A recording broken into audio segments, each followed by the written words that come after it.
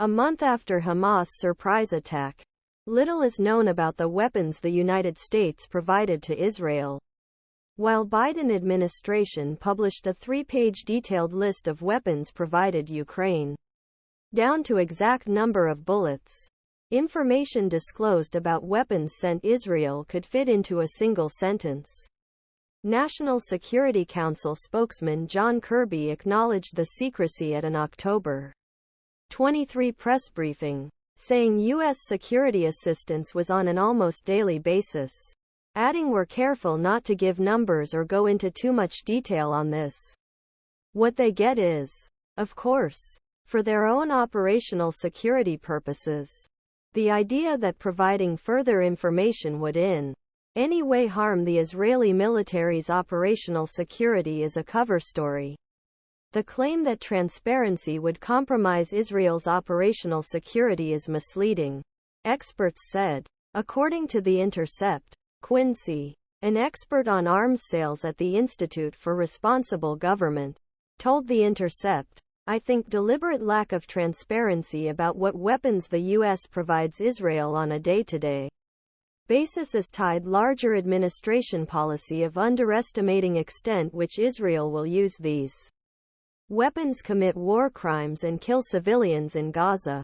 A retired Marine general who worked in area and asked remain anonymous because he was not authorized by his former employer to speak publicly attributed secrecy political sensitivity of conflict. The retired officer said that weapons used in door-to-door urban especially those likely cause civilian casualties, would not be something administration wants to announce the public.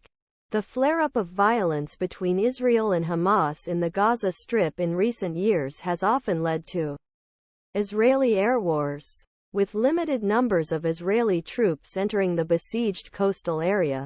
The last large-scale ground assault by the Israel Defense Forces on Gaza took place during Israel's Operation Protective Edge in 2014.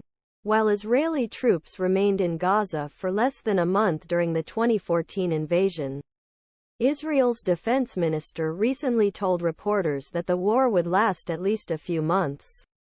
The goal of completely removing Hamas from power is expected to require a significant commitment to long-term ground presence and intense urban conflict.